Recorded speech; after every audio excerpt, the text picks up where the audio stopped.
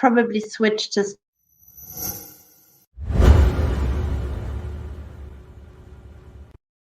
You want to say a few words at the beginning to the group? Or? Yes, please. So let me check here. 2 seconds. We're online. Good. Okay, we're online. So hello, everyone. We are happy to have all of you here with us. Our goal with the webinar is to disseminate the perspective of practice and process and strategy here in Brazil. Our community is SPNP, Strategizing Social Practices and Process. Our guest today for the second webinar is Violetta Splitter. Violetta Splitter is a senior research associate at the Chair of Organization and Management at the University of Zurich. Her research interests are organizational openness, open strategy, digital strategy making, practice theories, and strategy as practice. To the participants, if you have any questions for Violetta, you can post on the chat and we will select some. And excuse me, Violetta, I will speak for a little in Portuguese. So thank you very much. If you have any questions, you can send here on the chat. So thank you, Violetta, for accepting our invitations for this webinar. The word is yours. Thank you. Thank you so much for the introduction, Marcus. I'm very happy to be part of this newly founded group, Social Practices and Processes. I'm very happy because I consider myself a long-standing member of the Strategy as Practice community. So I'm very happy to be here and to be part of this group today. So I'm very happy also because I will talk about two of my favorites, which is first of all practice theories. So during my PhD already, I have engaged heavily with practice theories, particularly with the practice theory of Pierre Bourdieu. And I think generally the practice theoretical perspective is one of the most promising perspectives to understand organizations and management phenomena more broadly. So I'm very happy to talk about this as one of my favorite theoretical perspectives. And then secondly, I will also talk about, I'm happy also to talk about a favorite topic of mine, which is open strategy. So during the last years, I started engaging with this new concept and with this new trend of doing open strategy, which I consider as a very important new phenomena in strategy making. And I will tell you a little bit more about this trend in a few seconds. So the overall aim of this talk is to give you an overview of different practice theoretical perspectives and how these perspectives can be used to understand and examine open strategy, which means I won't go into depth into the respective theoretical perspectives, but rather give you an overview of the different opportunities that these perspectives provide. And I should also say that this talk is based on research that I did with Richard Whittington and David Seidl. So we published a book chapter in a rather new publication in the Cambridge Handbook of Open Strategy. And so if you're interested in reading more in depth about these different perspectives, then feel free to have a look at this book chapter. Good. So to start, what is open strategy?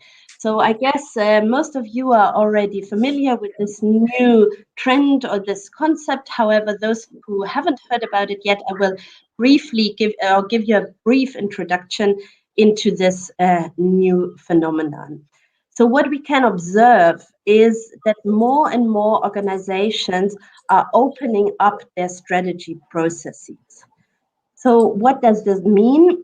That's first of all is related to increased transparency.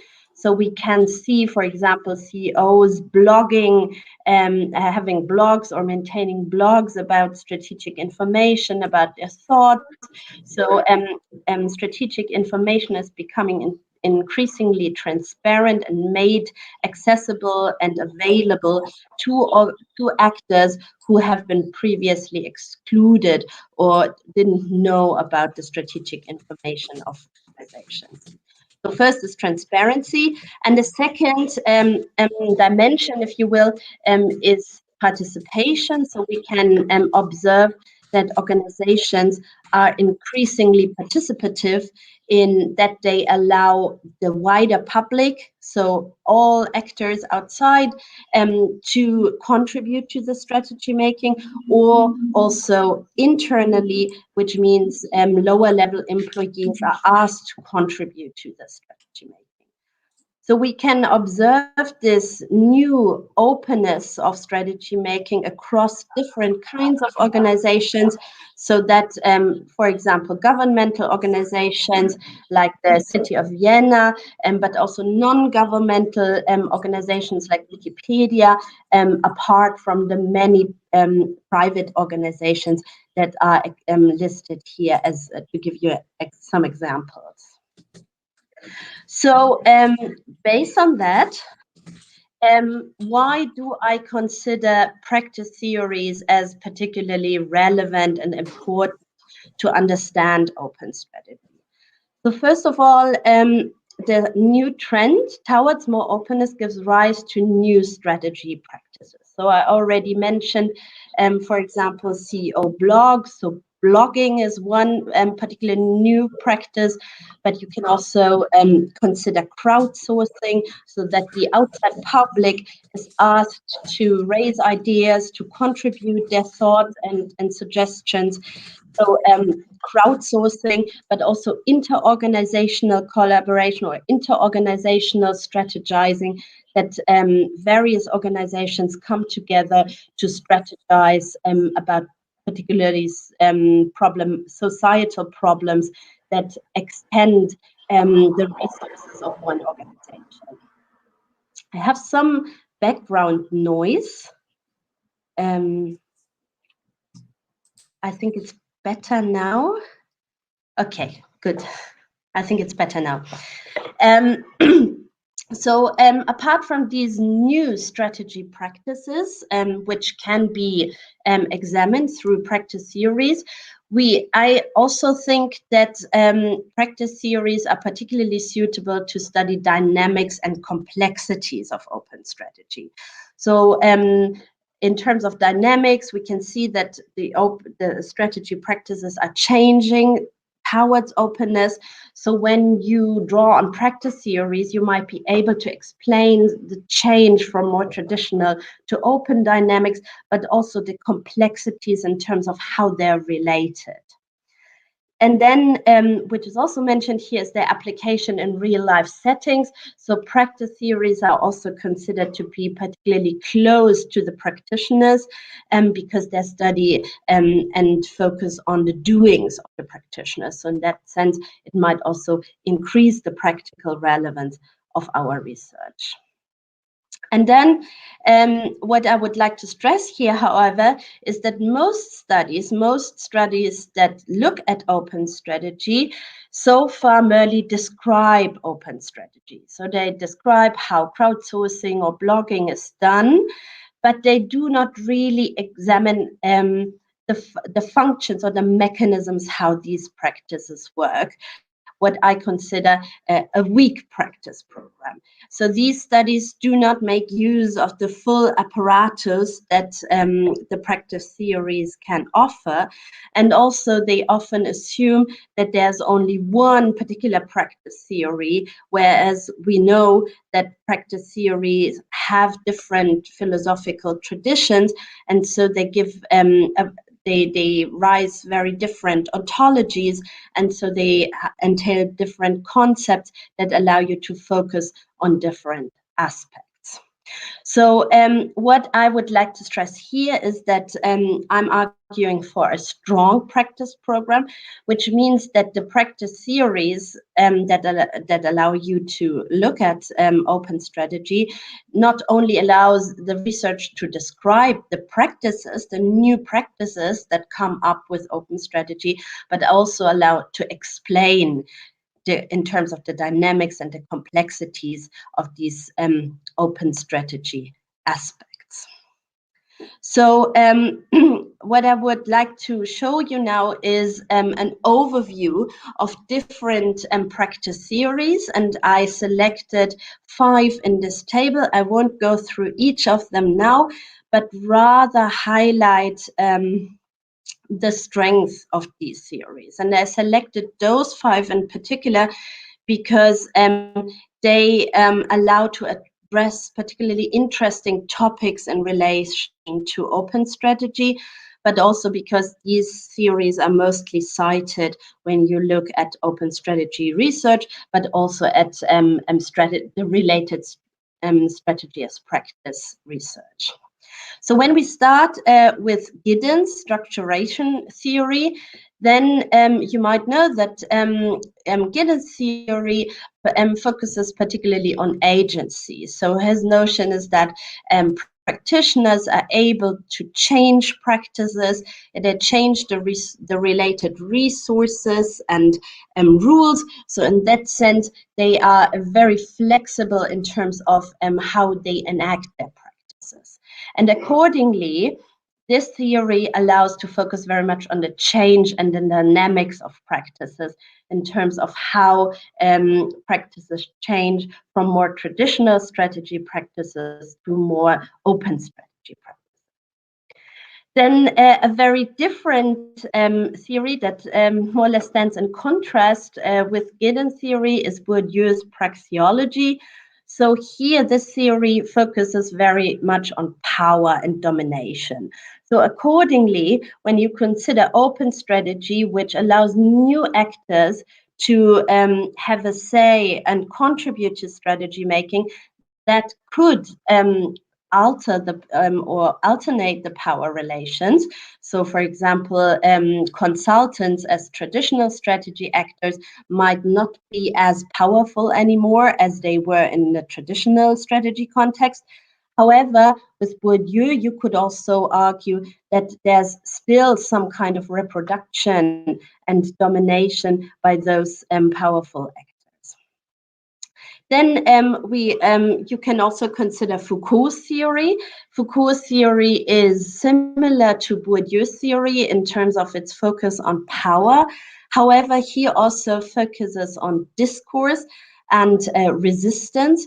So accordingly, you could, when you look at open strategy, you could examine the empowering effects of these new strategy actors that are invited to contribute to strategy making, but also their identity building effect. So here, Foucault talks about subjectivity and in what way participating in open strategy allows these new strategy actors to adopt a subjectivity as strategists. Again, the next two are again very different in theories in that they assume a rather flat practice ontology, which means that they don't differentiate between structures and practices as two levels of social reality, but instead the site ontology of Schatzky as well as actor network theory, they both assume that practices stretch horizontally. So there's just one level of social reality, that of practices. So when you look at Schatzky's theory in particular, then you could examine the organization of practices. So he has a very elaborated theory of explaining how practices are related and how practices are organized within. So he proposes several mechanisms of how practices and the actions and doings and sayings of which these practices are composed are interlinked. And then when we look at actor network theory, here the particular outstanding feature, I would say, is the notion of non-human agency. So open strategy is often facilitated by new technology, social technology, And this actor network theory allows you to focus particularly on this role of non-human agency in open strategy making. So as a next step, I won't go into depth in each of these theories, but rather decided to focus on two of them, which are very different and which accordingly offer very different opportunities to research open strategy. But before I do that, I would like to introduce you to a particular prominent open strategy case, namely the open strategy at Wikimedia. And this case will allow you to illustrate some of my arguments that I will propose to you later. So what happened at this particular open strategy at Wikimedia? So at Wikimedia, this charity organization that organizes a lot of the Wikimedia crowd and Wikimedia platforms, so like the Wiki News or Wikipedia, you might certainly know. And here the executive director, Sue Gardner, prompted this large-scale open strategy process because they were perceiving that the editors were very homogeneous, and also the number of editors stagnated. So they wanted to change this, and they came to this new strategic circle. And then Sue Gardner decided that actually all Wiki users, which they called volunteers, would be invited to develop the new strategy for Wikimedia. So all globally dispersed Wiki users were invited to contribute. And they relied on a strategy wiki because that was known to these users, and that was like the central communication technology for them anyway. So they decided to use a strategy wiki to invite contribution and categorize ideas by all those volunteers. And then in addition to those volunteers, they also asked external consultants to support the process, namely to support Sue Gardner, but also the wider foundation board to make then the strategic decisions. And according to the authors, the process unfolded in two phases. Namely, the first phase was the crowdsourcing phase, in which the volunteers submitted, I think it was more than 842 strategy proposals, so a huge number of strategy proposals. However, only few of these volunteers contributed to categorizing these proposals. So they were asked then to categorize their specific ideas according to specific criteria, and only few of those volunteers were familiar with the technology or were able to do this categorization. And then the second phase was the so-called decision-making phase. And here 17 task forces were built out of their volunteers, and they should condense the proposals. So they condensed the proposals, and then the consultants took over. And namely, out of these proposals, they developed 5 strategic objectives. So they had the tough task to select the proposals, to condense them, and come up with a synthesized strategic objectives at the end of the process. So the output of this process was then that a strategy wiki page was created with these 5 strategic objectives, and these 5 strategic objectives were related to nearly all the strategy proposals, in order to create the impression that all the proposals were considered relevant and were considered for the final strategic objectives of Wikimedia. So this is the case. Now the question is, how can we use practice theories, and in particular Bourdieu's practice theory and actor network theory, to explain this case? As I said, I will focus on these two as they provide very different opportunities and different angles on this case to explain what's going on here. So first of all, let's have a look at Bourdieu's praxeology and how you could make sense of the open strategy case at Wikimedia from this theoretical perspective. So generally, Bourdieu's theory is concerned with the dynamics of power and the reproduction of social order, as you might know. And when we look at the contributions, so the specific opportunities that this theory allows you to examine when you're interested in open strategy is, first of all, that open strategy can be conceptualized as a social field. So generally, social field is defined by the power relations between the various actors that are part of this social field. And now this power is not equally given to all the actors, but there are more dominant actors and less dominant actors.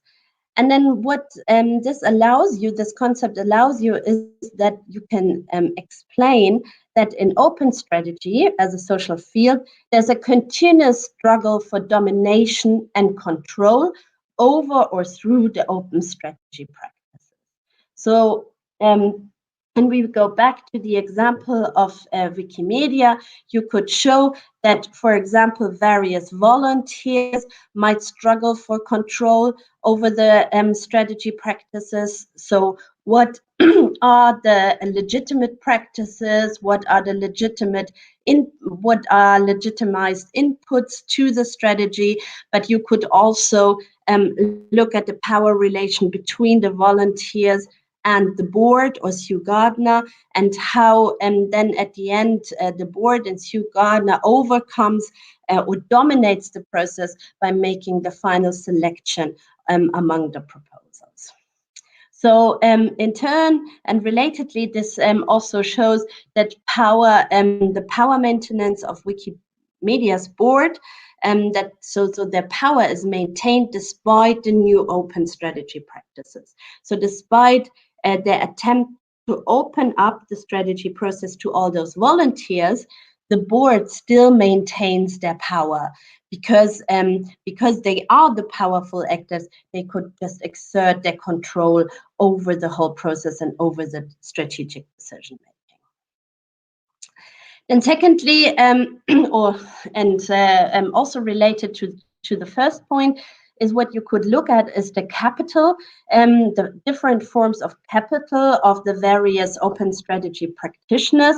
So Bourdieu distinguishes between different kinds of capital, such as, for example, the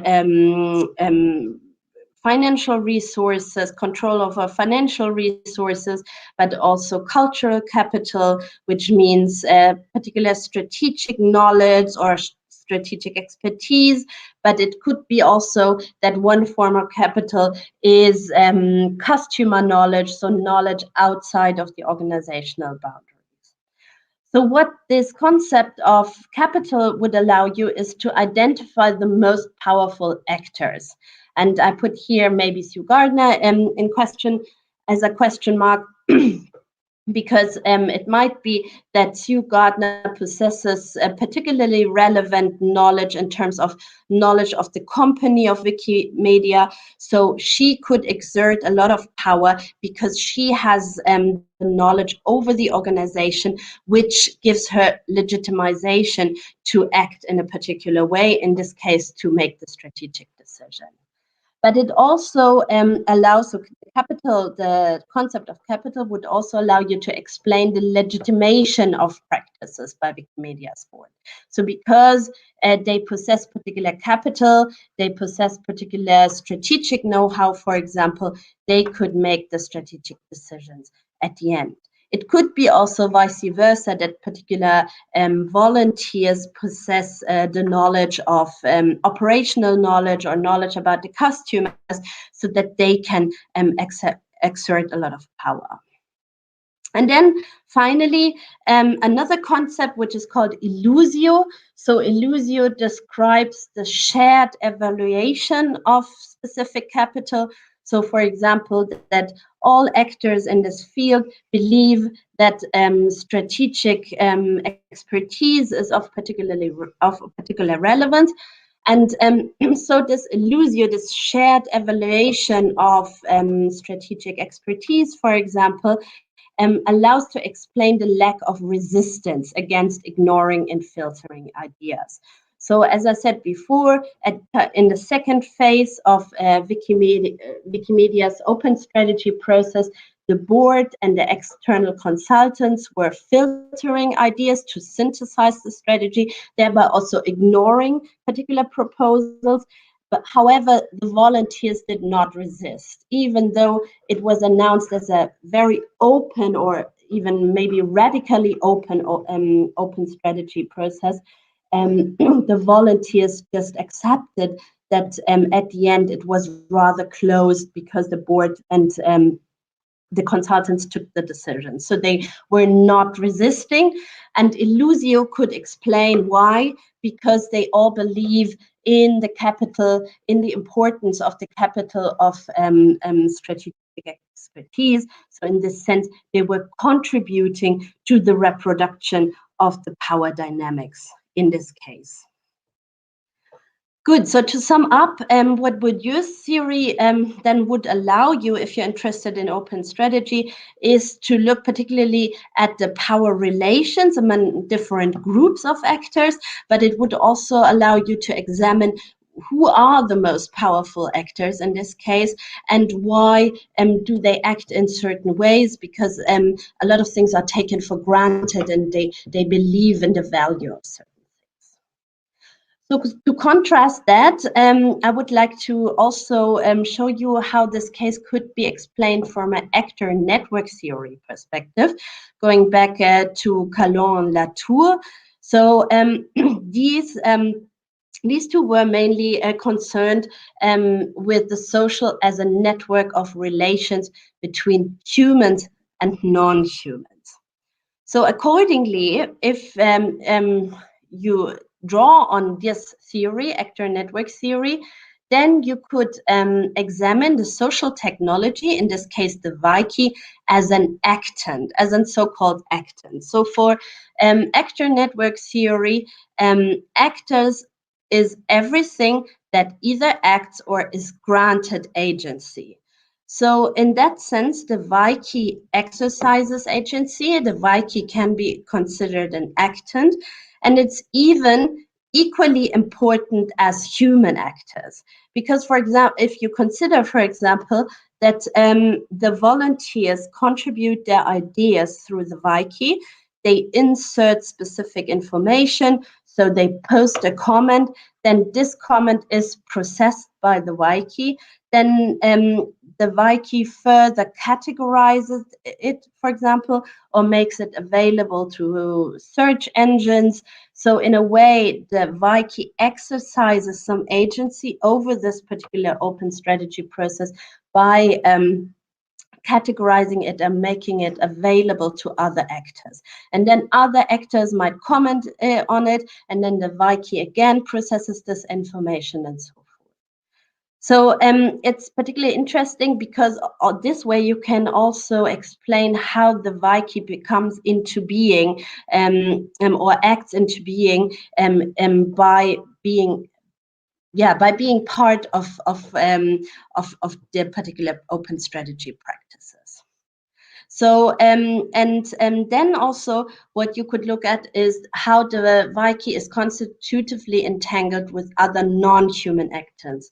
So as I just said, when the Wiki is used, there are also other maybe softwares involved, like a search engine. There might be other actors involved, so there are different volunteers. So this all creates how they would call it an actor network, which means open strategy could be considered as an network, as a relation of interaction between different humans and non-humans or objects. And what you then accordingly could look at is how is open strategy enacted through these various relations, through this network between volunteers, members of Wikimedia, so the board or Sue Gardner, for example, but also the consultants, as well as the Wiki. And what they, Calon Latour particularly highlight is also that the network is local because it's instantiated in the moment, yet it has also a very global nature, because here we talk about a large group of globally dispersed volunteers. So volunteers could contribute from all across the world. In that sense, it doesn't matter so much their physical or geographical proximity, but how intensely they're connected. So it could be that two volunteers live next to each other. However, they do not have really strong ties because they don't interact so much. Whereas you have very strong ties with locally dispersed actors who build strong ties, and in that sense alter the very nature of this actor network. And then a final concept that I would like to propose is performativity. So according to actor network theory, all phenomena are constantly enacted and are only existent through enactment. So in that sense, the dynamics of and the change of the OS network is particularly relevant in this theory. So it's constantly changing, and you can't assume that the OS network is permanently stable. It's constantly changing.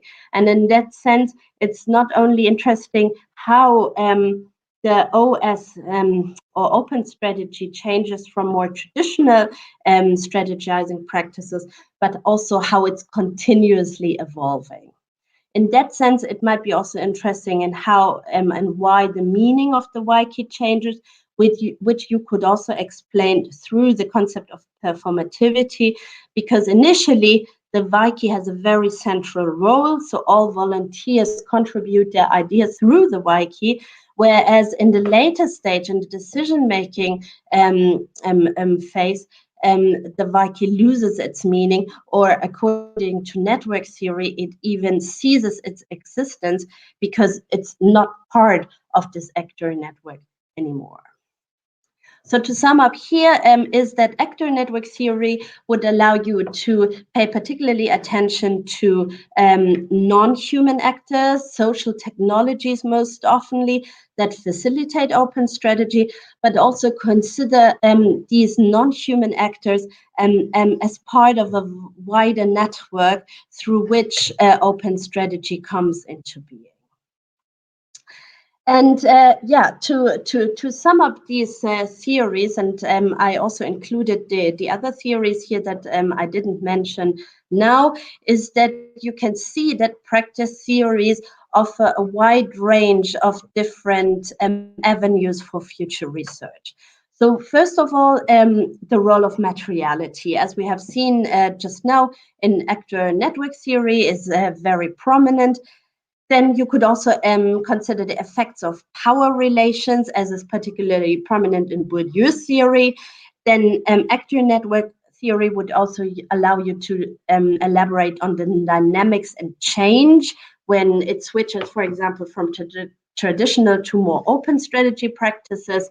But this theory would also allow you to look at the relations and interdependencies between in actor network theory between the humans and non-humans. So overall, I hope I have inspired you to use practice theory, particularly for open strategy research, but some of the argument I put forth here would certainly also hold for researchers interested in organization studies or management studies more broadly. So thank you very much for listening, and I'm very much looking forward to discussion and your questions. Okay, thank you very much, Violetta. It was very, very insightful. And for now, we have a few questions on the chat. So we'll select some of them. Let me check.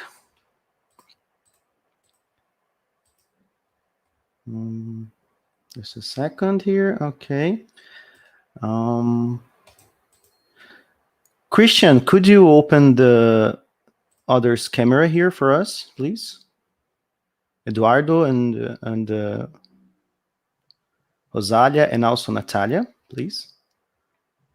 Okay. So some of them are in Portuguese, so you might need to translate them for me.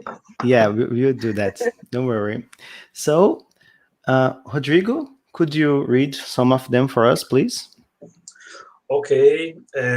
So the first question is about how to link open strategy with other studies on strategy as practice. So what's the main topics and how we can make some link with other kind of strategy as practice teams about open strategy? Mm-hmm.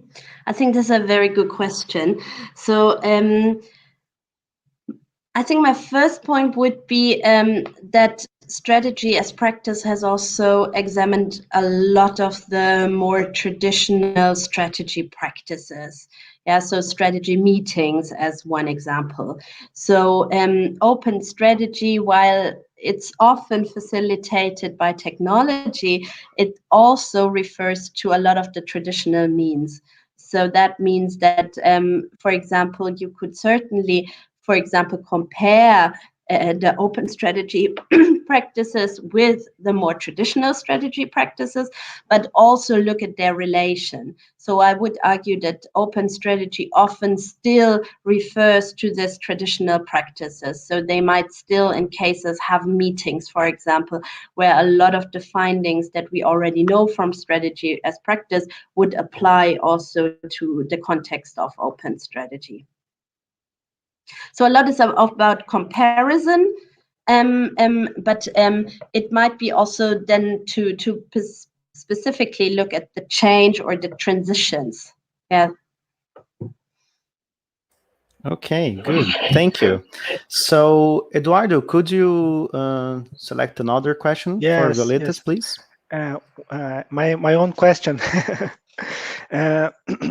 Yeah, it can be a tricky one, but I would like to address a question specifically about the term open strategizing from Zurich and colleagues 2017. So we see open strategy as empirical phenomena, the openness of strategy, and strategizing or as a theoretical perspective of social practices. So when we read papers about open strategizing, is it a theoretical perspective or is it a phenomena we need to study? I also very much like the question. I think it's I would say it's both. Yeah, it's first of all, it's an empirical phenomenon. So we can see a lot, and that more and more organizations are opening up, and that they apply different forms of openness. So either they're more transparent, or they're more participative, or they have combinations of both. And then participation can also be very different, whether it's internal or external. So there is an empirical phenomenon, and then I think when researchers take on this phenomenon and start examining it, then you could say that it's becoming a theoretical perspective, but I wouldn't say that this is already the case. I think that open strategy is still emerging and still in its infancy. So I think what's pretty established by now is the two dimension, as raised also by Richard Whittington and colleagues, that it refers to transparency and participation. But beyond that, I think we're still at the beginning of developing a theoretical perspective on open strategy. Thank you.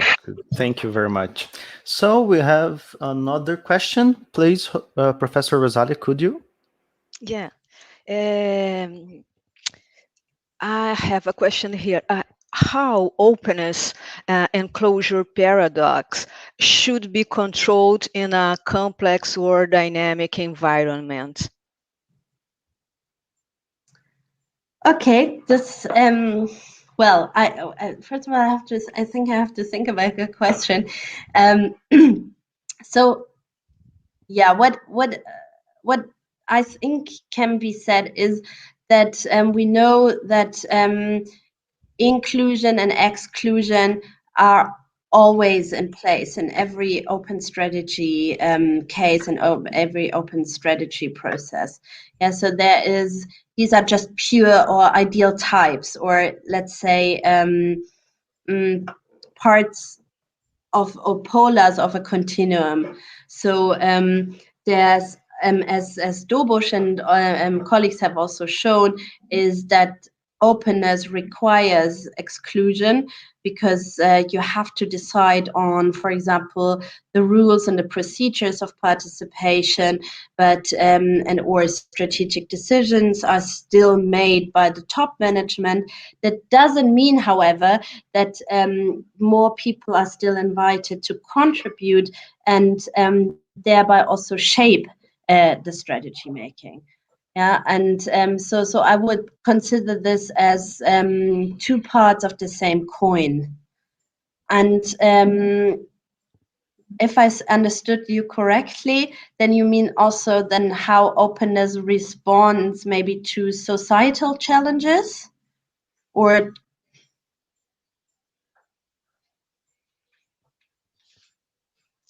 Maybe. Because in the a recent article by Richard Whittington and Yakis Douglas, they also argue that openness can be seen as a response to grand societal challenges. So that often these challenges go beyond the resources or the capability of a single organization to solve these issues. So there's a necessity to open up in terms of collaborating, raising ideas from various diverse people, so that they can jointly develop a solution to these societal problems. Yeah, and so in that regard, I consider openness as really crucial also for the future of our society. Yeah. Thank you. And I forgot to say it was Cassia Goulart raising the question. Yeah. So thank you, Cassia, for the question.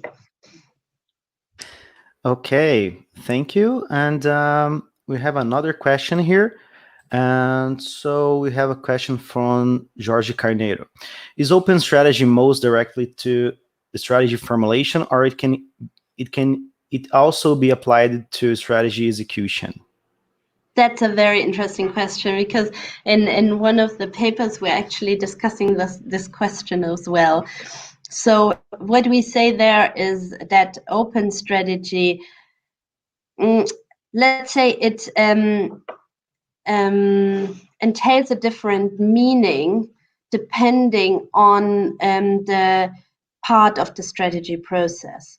So in formulation, it clearly contrasts with the traditional strategy process, because traditionally strategy is seen as elite and exclusive and secretive. So here it's certainly a big change and a radical change. However, in strategy execution, you could say that the principles of traditional strategy making and open strategy are more aligned, because also in the traditional way, typically all actors are asked to execute the strategy and be part of that execution. So in that sense, it's not as exclusionary as the phase of strategy formulation. So you could say that at least open strategy has a different meaning in formulation than in strategy execution, I would say. Good. Thank you very much, Violetta. And we have another question here from Rodrigo. Rodrigo, please. Hi, Vio. So here in Brazil, we have a lot of streamings or communities very heterogeneous, and how you think about open strategy as a practice perspective can help or enlighten other perspectives or theories like stakeholder theory, dynamic capabilities? It's possible to make this link with other perspectives, because here we are a very heterogeneous community with many theories and so on. So I don't know if I know that just starting the open strategy, and if we can make this kind of combinations to get more stronger practice perspective on other kinds of theories and so on strategy. Yeah. So I think that there could be relations of two kinds. So either you share an interest in a similar phenomenon. Yeah, so like stakeholder theory, it's a lot about how the stakeholders could be integrated and how you legitimize your decisions. And in that regard, it's very close to open strategy, where you could say that a lot of the practices are also enacted to then legitimize at the end that it's not just the top management's view, but it's like a broader concern that is brought up by the community. And so there could be a relation in terms of similarities between the phenomenon. And then there could be also a relation theory-wise. So for example, talking about the routine dynamics community, which I thought is of particular interest to you. Well, if they share similar assumptions about the role of practices and the importance of to look at the doings of actors, but also their structural the structural determinants of their doings, then I think it could be also very relevant, because here is a similar discussion. In what regard is open strategy a broader discourse that structures the practices of the practitioners and determines and in what way they can, but also enact and change this discourse.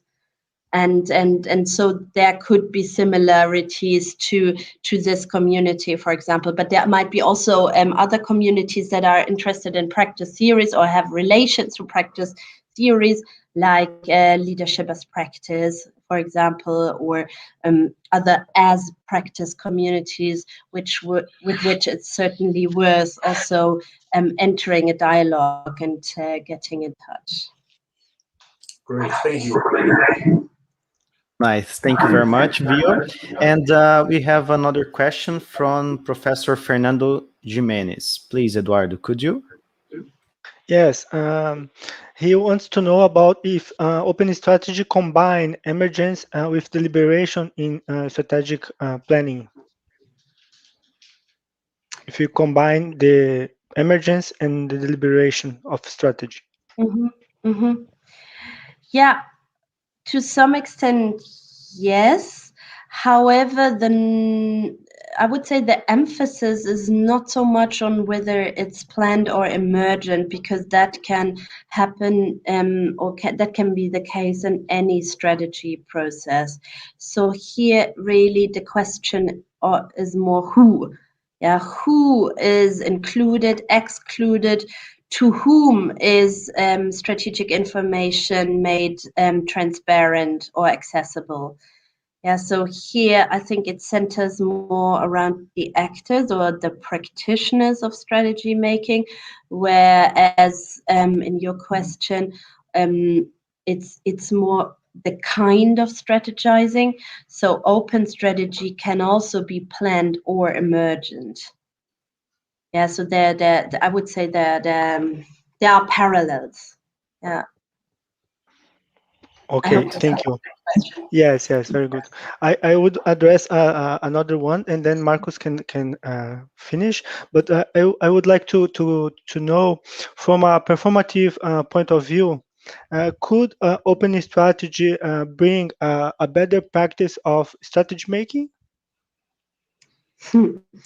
Well, it's the question is what you consider better or worse.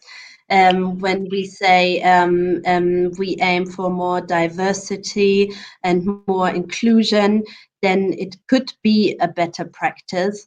However, as we've also seen in existing open strategy research, is that there is this exclusionary aspect to it. So it's more an ideal that everyone has a say and that everyone can contribute, whereas in reality, in practice, it's often that at some point either there are more pragmatic reasons, so the process is then too slow or too complicated, so the process has to be closed at one point, or it's still hierarchical issues in place, so that even though lower level employees are asked to contribute, they're still overcome by the power of the top management. So I think that there is an ideal behind it. However, in practice, the ideal is often not achieved, and there are barriers to achieving a better strategy practice. Yeah. Thank you. Thank you. Okay, thank you very much. We have a few last questions here. So, Professor Rosalia, could you? Yes, Vil, I just like that you say something about different cultures and open strategizing. Do you think different cultures could influence and openness or closure? Something about the culture and the open. I think this would be a very good topic for future research. I mean, so far we don't have any studies that compare open strategy across different cultures, if you will. I mean, of course, one could imagine that in some cultures, openness might be easier to establish than in others. But as I said, there are barriers to it. So I think the only comparison that is often made is that it depends a bit on the culture of the organization. So, for example, when you consider the example that I just gave about Wikimedia, they already have a quite open culture. Yeah, so they they are reliant on the contributions by actors outside the organization. So, in that sense, it was, as I think Sue Gardner, there's an interview with her, and she says herself, it was very clear that they would use the Wiki as a technology to develop this new strategy and to do an open strategy, since this is already part of their DNA, part of their culture. Whereas if you look at more hierarchical organizations like insurance companies, there I think it's in terms of the hierarchy and overcoming these power structures, it might be much more difficult. But it's a good question also how it is in different nations or at different geographical locations. Yeah. We are doing one cross culture study, and you are yet finding some different results. Which cultures is it? In fact, Brazil and UK, England, and an organization. And my student now, she's a professor at Oxford Business School there, and we are driving this kind of study. Oh, yeah. So I'm looking forward to read it. Okay. We are in evaluation yet. So you don't have any findings yet? We have some, and we think that the technology is one way, one driving to facilitate the openness, because of course nowadays the new born companies start with entering in new countries with the technology. So the culture is not influencing in a deep way, you know. Okay, so the culture doesn't matter so much. I see. Not much. Yeah, well, it makes sense if you think about international companies. So it's often, I mean, maybe they have some national roots or some cultural DNA, but often, I mean, if they're so dispersed throughout the world, then it's maybe often also hard to say which is the culture that is here in place or that matters. They are internationalizing fast, and the technology is the facilitator, and the openness is happening. I mean, more inclusion and more transparency is happening. And nowadays with the pandemic, it's almost necessary in many different cases. Yeah, because what we have is the technology. What is making all of this possible is the technology. Yeah. Interesting. Nice. So thank you very much. And to wrap up our webinar, I would like to say thank you very much, Violetta, for our presentation and our questions. It was very insightful for us and to improve our discussions here in Brazil on strategy as practice, open strategy process. And so last thing, I would like to, sorry, I will speak for a little in Portuguese. We're addressing our audience in Portuguese now. Pessoal, nós temos uma chamada, então, no tema 5, Strategizing as múltiplas conexões, reconhecendo os diálogos entre as perspectivas e espaços das novas ideias em estratégia. Então, vocês são convidados para submeter seus trabalhos no nosso ANPAD, ok? So, it was just to address that we have an open call for papers on our national conference here in Brazil, No Business. And we're very happy and proud to invite some research and other colleagues to submit their papers there to discuss with us this very nice topic on strategizing and open strategy and process and practice. So again, thank you very much. Strategy, process, and practice. I understood. Yeah, Nice. thanks so much for having me. And I'm looking forward to joining other sessions also and be part of this community. It's a great initiative. Thank you very much. Thank you very much. Thank you. So guys, thank you very much. Have a nice day. And I hope you have a nice weekend too. Thank you. All the best. Bye. All the best. Bye. Thank you for everybody. Vio, can you stay a little bit? Okay. Is it still recorded? Christian, you can stop